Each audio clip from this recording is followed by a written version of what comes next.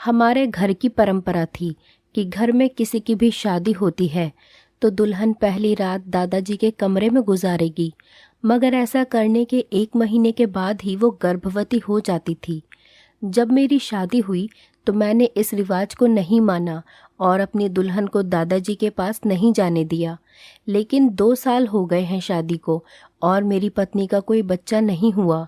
मजबूरन एक दिन मैंने अपनी पत्नी को दादाजी के कमरे में भेजा और ख़ुद कमरे में छुप गया। फिर मैंने कुछ ऐसा देखा कि मेरे रोंगटे खड़े हो गए। बुज़ुर्ग किसी भी ख़ानदान के लिए अहम होते हैं, लेकिन जब बुज़ुर्ग ही गलत रास्ते पर चल निकले तो फिर उस ख़ानदान का क्या हाल होगा। मेरे दादाजी मेरे लिए एक आइडियल इंसान थे, लेकिन जब तक मैं उनकी सच्चाई नहीं जानता था। इस हद तक गिरे होंगे मुझे मालूम नहीं था। हमारा ख़ानदान तो दूसरों की बहन बेटियों की इज्जत करने के लिए जाना जाता था, लेकिन घर की औरतों के साथ ऐसा व्यवहार किया जाएगा ये मुझे नहीं मालूम था। मुझे लगता था कि मैं ये रोक लूँगा, लेकिन मैं भी मजबूर हो गया।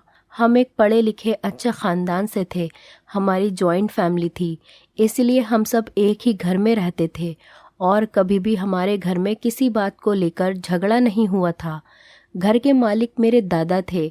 बड़े छोटे सभी उनकी बात मानते थे और उनकी बहुत इज्जत करते थे। वो भी सबसे बहुत प्यार करते थे और कभी किसी को डांटते भी नहीं थे। लेकिन इन सब के साथ हमारे ख़ानदान में एक अजीब सी परंपरा थी और वो ये थी कि उसे सुनकर अक्सर लोग अपनी बेटी देने से इनकार कर देते थे। इसीलिए हमारे बड़ों ने अब इस परंपरा को मिटाना शुरू कर दिया। मैं बचपन से देखता आ रहा था कि हमारे घर में जिसकी भी शादी होती, जो भी लड़की दुल्हन बनकर हमारे घर पर आती, वो पहली रात दादाजी के कमरे में ही गुजारती। बचपन में तो मुझे इस चीज़ की बिल्कुल भी समझ नहीं थी, लेकिन जैसे जैसे मैं बड़ा होता गया ये अजीब परंपरा मेरे दिमाग में सवाल पैदा करने लगी। मैंने बहुत कोशिश की कि हकीकत जान सकूं, लेकिन पूरे घर में कोई भी इस बात पर बात करने को तैयार ही नहीं होता था और ये सिलसिला सालों से चला आ रहा था। और हैरत की बात तो ये थी कि जो भी लड़की दादाजी के कमरे में रात गुजारती थी वो 1 महीने के अंदर ही गर्भवती हो जाती थी। लेकिन मुझे ये बात बहुत अजीब लगती थी और मैं बिल्कुल भी इसके साथ में नहीं था। मैं अपने सारे भाइयों में तीसरे नंबर पर था और मेरे बड़े भाइयों की पत्नियों के साथ भी यही किया गया था, लेकिन उन लोगों ने कुछ भी नहीं कहा था, जिस पर मेरी उन सबसे बहुत बहस भी हुई। लेकिन कोई भी मेरे सवाल का जवाब नहीं देता था और अब मुझे इस चीज़ का जवाब चाहिए था, क्योंकि घर में मेरी शादी की बात चल रही थी और मैं जानता था कि मेरे साथ भी यही सब होगा, लेकिन मैं ये नहीं करना चाहता था। इसीलिए शादी के दिन मैंने अपने बड़े भाइयों को कह दिया कि मैं अपनी पत्नी को दादाजी के कमरे में नहीं छोड़ूंगा और अपनी पत्नी का हाथ पकड़ता हुआ अपने कमरे में चला गया। मुझे लगा कि इसके बाद दादाजी का व्यवहार बदल जाएगा, लेकिन उन्होंने मुझे एक शब्द भी नहीं कहा। उनका व्यवहार नॉर्मल ही था। लेकिन हमारी शादी को 2 साल हो गए और अभी तक बच्चे की कोई उम्मीद ही नहीं थी। डॉक्टर के पास गए तो सभी टेस्ट सही थे, फिर भी कुछ नहीं हुआ। मेरे भाई मुझे अक्सर कहते थे कि तुमने गलत किया, अब सारी ज़िंदगी बच्चे के लिए तरसोगे। लेकिन मुझे उनकी बातें सुनकर गुस्सा आ जाता था कि मैं बच्चे के लिए गलत कैसे बन जाऊं, कैसे अपने हाथों से अपनी पत्नी को किसी दूसरे के कमरे में भेजूं। भले ही वो मेरे दादा थे, लेकिन मेरी पत्नी के लिए तो गैर ही थे और मैं भी कभी इतना बगैरत नहीं हो सकता था कि अपनी पत्नी को अपने हाथों से उनके पास भेज दूं। मेरी पत्नी को भी ये परंपरा बिल्कुल पसंद नहीं थी और उसको बहुत अजीब लगता था। लेकिन जैसे जैसे समय गुजरता जा रहा था, लोगों की बातें हमें डिप्रेशन में डालती जा रही थी, क्योंकि हमारे ख़ानदान में सबके बच्चे थे, सिर्फ हम ही थे जिनके पास इतने सालों से बच्चे नहीं थे और अभी दूर दूर तक कोई उम्मीद भी नहीं थी। मेरी पत्नी अब खोई खोई गुमसुम सी रहने लगी थी, शायद डिप्रेशन में आ गई थी। वो चिड़चिड़ी सी हो गई थी और एक दिन उसने खुद कहा कि मुझे दादाजी के कमरे में भेज दें। तो मैं उसकी बात सुनकर गुस्से में आ गया कि मैं ऐसा नहीं कर सकता, लेकिन उसने कहा कि हम हमेशा बिना बच्चे के तो नहीं रह सकते, इसीलिए आपको ये तो करना ही पड़ेगा। मैं उसकी बात से बिल्कुल भी सहमत नहीं हुआ और मैंने उसे डांटकर चुप करा दिया कि अगर बच्चा होना होगा तो भगवान हमें दे देगा। लेकिन वक्त गुजरने के साथ साथ उसकी ये जिद बढ़ती ही जा रही थी और कोई उम्मीद नज़र न आने की वजह से मैं भी अंदर ही अंदर घायल होता जा रहा था कि जहां बाकी सबने अपनी बीवियों को टाइम दे दिया और शादी की पहली रात ही दादाजी के कमरे में भेज दिया। यहाँ तक कि मेरी माँ और बड़ी मम्मी, मेरी छोटी मम्मी तक एक एक रात दादाजी के पास गुजार चुकी हैं, तो मेरी बीवी ने अगर गुजार भी ली तो उससे क्या हो जाएगा। आखिरकार बहुत मजबूर होकर एक दिन मैंने दादाजी से कहा कि मैं आज रात अपनी पत्नी को आपके कमरे में छोड़ कर जाऊंगा। उन्होंने कहा कि ठीक है और उसके बाद वो कुछ भी नहीं बोले। रात हुई तो मैंने सोच लिया कि मैं पहले ही जाकर कमरे में छुप जाऊंगा और देख लूंगा, लेकिन उसी रात मेरे दोस्त का एक्सीडेंट हो गया और मुझे इमरजेंसी में हॉस्पिटल जाना पड़ा क्योंकि मैं बात कर चुका था। इसीलिए उस रात को मेरी पत्नी दादाजी के कमरे में गई थी। दूसरे दिन जब मैं वापस आया तो मेरी पत्नी अपने कमरे में ही थी। मैंने उससे पूछा कि रात को क्या हुआ। उसने कहा कि मुझे तो कुछ भी नहीं मालूम कि क्या हुआ है, क्योंकि जब मैं दादाजी के कमरे में गई तो उन्होंने मेरे सर पर हाथ रखा और उसके बाद कुछ अजीब सी खुशबू आई और मुझे कोई होश ही नहीं रहा। सुबह जब होश आया तो मैं उनके बिस्तर पर सो रही थी और दादाजी सोफे पर बैठकर अखबार पढ़ रहे थे। उसके बाद मैं उठकर बाहर आ गई। उसकी बात सुनकर मुझे अजीब सा महसूस हुआ था कि दादाजी को मेरी पत्नी को बेहोश करने की क्या ज़रूरत थी, जबकि मैंने खुद अपनी खुशी से पत्नी को भेजा था। अब तो ये बात मुझे और भी गलत लगने लगी, लेकिन कोई भी कुछ बताने को तैयार ही नहीं था। मैंने दादाजी से भी सवाल किया, लेकिन उन्होंने कहा कि अभी वक्त नहीं है, इसका वक्त आया तो मैं इसका जवाब तुम्हें खुद दे दूंगा। लेकिन अपनी पत्नी को खुश देखकर मैं भी चुप हो गया। फिर सच में 1 महीने के बाद मेरी पत्नी गर्भवती हो गई। अब तो मुझे अजीब सा महसूस होने लगा कि ये बच्चा मेरा है भी या नहीं, लेकिन मेरी पत्नी इस बच्चे को पाकर बहुत खुश थी और उसको खुश देखकर मैं भी खुश होने लगा था। लेकिन दिल के अंदर शक ख़त्म ही नहीं हो रहा था और मैंने अपनी पत्नी के सामने ये जाहिर नहीं होने दिया, क्योंकि इससे उसकी खुशी ख़राब हो सकती थी। मैंने सोच लिया कि मैं बच्चे के पैदा होने के बाद उसका डीएनए टेस्ट करवा लूँगा, फिर उसकी रिपोर्ट के साथ दादाजी से सवाल करूँगा। वो वक्त मेरे लिए बहुत ही मुश्किल था, क्योंकि जब भी मैं अपने बच्चे की खुशी महसूस करके खुश होने लगता तो वो एक रात मेरे दिमाग में आ जाती और मैं ठीक तरीके से खुश भी नहीं हो पा रहा था और मैं परेशान था कि किसी तरह वो वक्त ख़त्म हो और मुझे भगवान ने चांद जैसा बेटा दिया।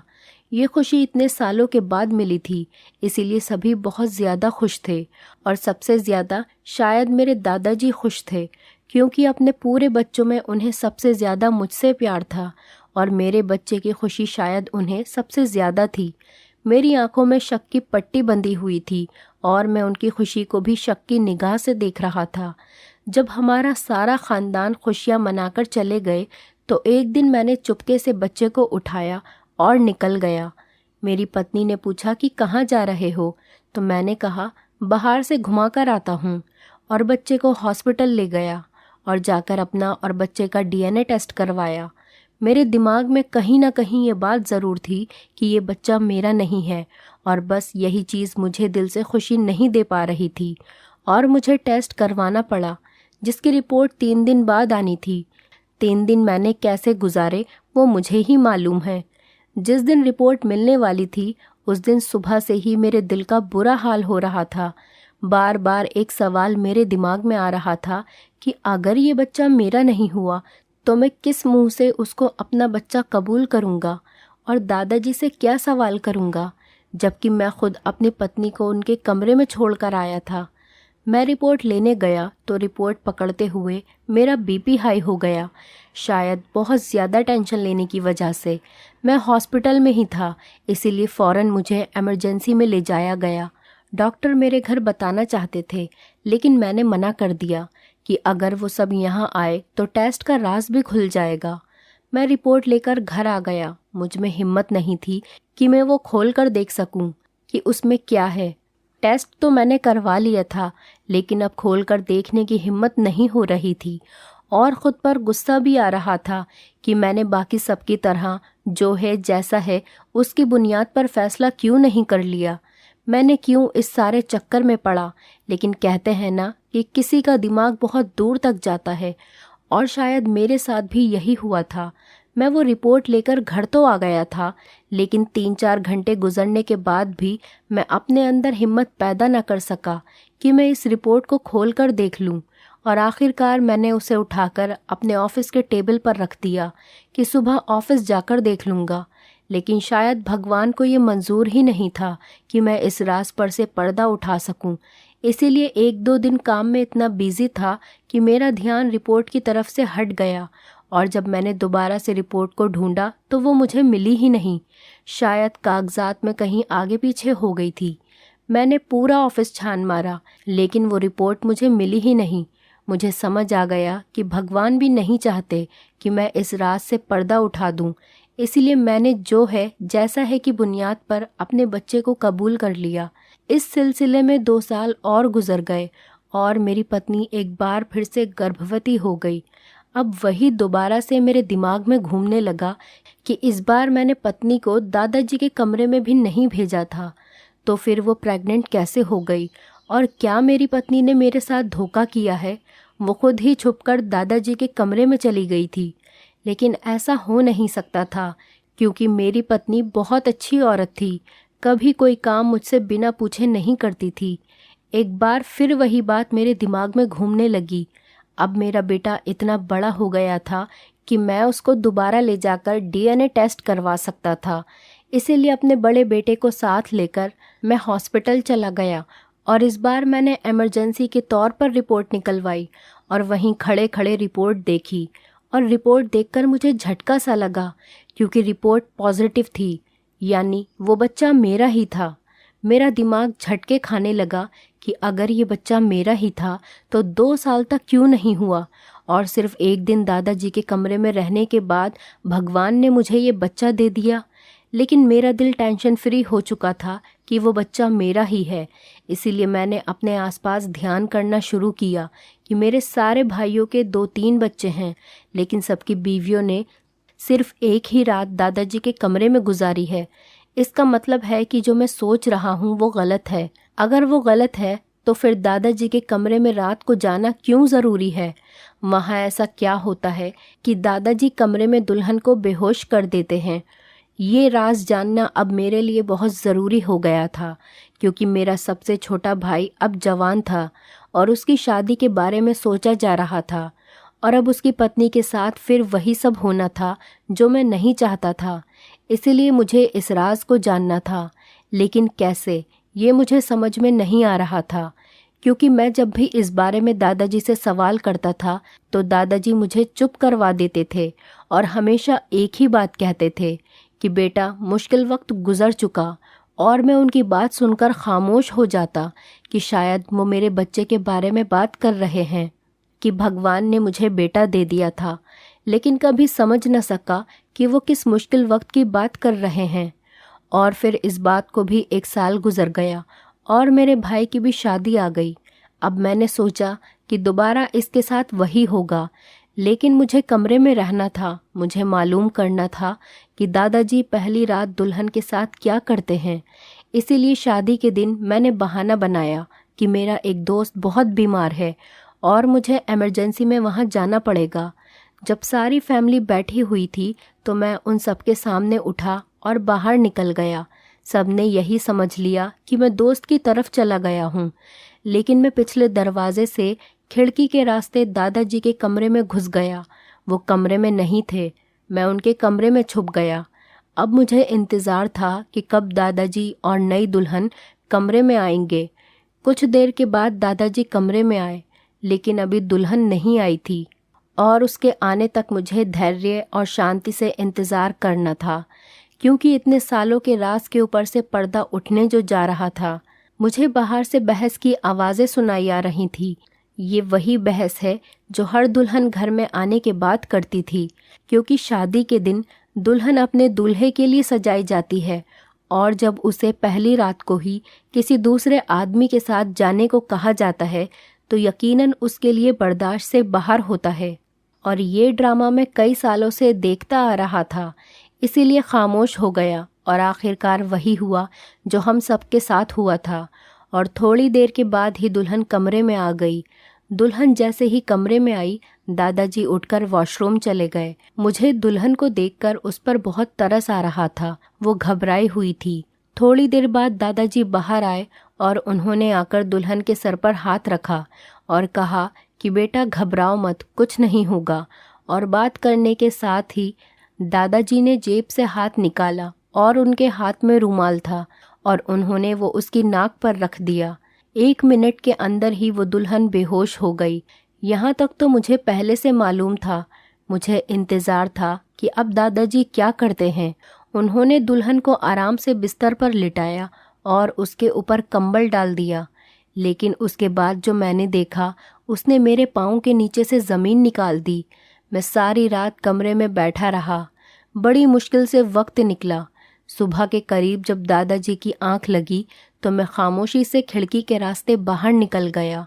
लेकिन जो कुछ मैंने देखा, उसके बाद दादाजी से सवाल करना तो बनता था। लेकिन मुझे ये डर था कि अगर मैंने दादाजी से सवाल किया तो उन्हें मालूम हो जाएगा कि मुझे उनका राज मालूम हो गया है। लेकिन बार बार मैं सोचता हूँ, ऐसी क्या बात थी कि दादाजी को ये सब करना पड़ा। और मैंने बहुत बार बातों ही बातों में उनसे पूछने की भी कोशिश की, लेकिन हमेशा दादाजी बात को टाल देते हैं। लेकिन इस बार दुल्हन को 2 महीने गुजरने के बाद भी बच्चे न हुए। अब तो सब परेशान हो गए कि ऐसा क्यों हुआ। लेकिन सभी ने इंतज़ार किया कि भगवान की ही तरफ से देर हो सकती है। दादाजी ने कहा कि मुझे लगता है कि ये राज कोई और भी जान चुका है। सब एक दूसरे की तरफ देखने लगे तो दादाजी ने कहा कि इस घर में कोई इंसान ये राज जान चुका है। अगर ये बात किसी और को मालूम न होती तो अब तक बहू गर्भवती हो चुकी होती। ये सुनकर मुझे बहुत अजीब लगा कि दादाजी को कैसे मालूम हो गया कि ये राज कोई दूसरा भी जान चुका है। लेकिन मैं खामोश रहा और मैंने बिल्कुल भी बात नहीं की। कुछ महीने गुजरे तो दादाजी बीमार रहने लगे। एक दिन उन्होंने हम सबको बुलाया और कहा कि मुझे सच सच बता दो कि तुम लोगों में से कौन इस राज को जान चुका है कि पहली रात दुल्हन मेरे कमरे में क्यों आती है। क्योंकि मुझे लगता है कि मैं ज़्यादा दिन नहीं जी सकूँगा, और जो आदमी राज को जान चुका है मैं उससे कोई बात करना चाहता हूँ। तो मुझे लगा कि सवाल करने का यही वक्त है। मैंने कहा, दादाजी मैं जानता हूँ। दादाजी ने कहा कि बाकी सब घरवाले बाहर जाएं और तुम मेरे पास बैठो। मैंने सबके जाने के बाद दरवाज़ा बंद कर दिया तो दादाजी ने पूछा कि सबसे पहले तो तुम मुझे ये बताओ कि तुम ये राज कैसे जानते हो। मैंने उनको सारी सच्चाई बता दी कि मैंने छुपकर सब कुछ देखा है। उन्होंने कहा कि तुम इस राज को जान चुके हो तो अभी ये राज तुम्हारे पास एक अमानत है। तुम्हारे पापा, बड़े पापा, चाचा, भाइयों में से कोई भी इस राज को नहीं जानता है। तो मेरे मरने के बाद ये राज सब घर वालों को इकट्ठा करके बता देना, क्योंकि मैं जानता हूँ कि सबके दिलों में मेरे खिलाफ कुछ न कुछ गलत मौजूद है। लेकिन मेरे मरने के बाद मैं चाहता हूँ कि सबके दिल साफ हो जाएं मेरी तरफ से। मैं कोई भी पाप अपने सर पर लेकर नहीं जाना चाहता। मैंने दादाजी से सीधा सीधा सवाल कर लिया कि ये सब क्या है, आप मुझे पूरी बात तो समझाइए ताकि मैं सबके सवालों के जवाब दे सकूं। उन्होंने कहा कि सबको यही लगता है कि मैं जो भी दुल्हन आती है उसके साथ पहली रात को कुछ गलत करता हूँ, मगर ऐसा नहीं है। हकीकत ये है कि बहुत पहले मेरे परदादा के वक्त में जादू टोना और ये सारी चीज़ें बहुत ज़्यादा हुआ करती थीं। हमारे ख़ानदान में कोई भी औरत ब्याह कराई तो उस जादूगर ने जादू के ज़रिए से उसकी औलाद बांध दी कि कभी भी इस ख़ानदान में औलाद नहीं हो सकती। एक बुज़ुर्ग ने इस जादू का तोड़ दिया था और उन्होंने कहा था कि 7 नस्लों तक आपको ये काम करना ही पड़ेगा, और वो ये काम है कि घर में शादी होकर जो भी दुल्हन आएगी उस घर का जो भी बड़ा होगा वो उसको एक रात अपने पास रखेगा और वो कुछ मंत्र पढ़ेगा जो कि उस बुज़ुर्ग ने बताए थे, और ये मंत्र किसी दूसरे आदमी को मालूम नहीं होने चाहिए।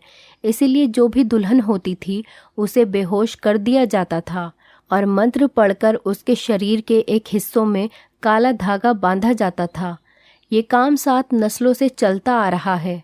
मुझसे पहले मेरे दादाजी और उससे भी पहले उनके दादाजी ये सब किया करते थे, लेकिन अब तुम लोग 7वीं नस्ल हो। तुम लोगों के बाद ये काम करना नहीं पड़ेगा। तुमने अपनी पत्नी पर यह काम नहीं करवाया था, इसीलिए जादू का असर वहाँ पर था और तुम्हें बच्चा नहीं हो रहा था। मैंने तुम्हारी पत्नी के साथ भी यही किया था और इसीलिए तुम लोगों को बच्चा हो गया। ये राज कोई भी नहीं जानता है। मैंने आज तक अपने घर की किसी दुल्हन को हाथ तक नहीं लगाया। वो मेरे घर की इज्जत है। मेरे मरने के बाद मेरा ये सच सबको बता देना, जिससे कि सबके दिलों से मेरे लिए शक खत्म हो जाए। मैं दादाजी की बात सुनकर खामोश रह गया और मैंने दादाजी से वादा किया कि उनका ये राज उनके मरने के बाद मैं सबको बता दूंगा। और दादाजी के मरने के बाद अगले ही दिन मैंने सबको एक साथ बैठाकर वो राज सबको बता दिया और जिसके दिल में उनके लिए जो भी शक थे वो सब के सब खत्म हो गए। दादाजी के कमरे से सारी जड़ी बूटी निकाल कर बहते हुए पानी में बहा दी।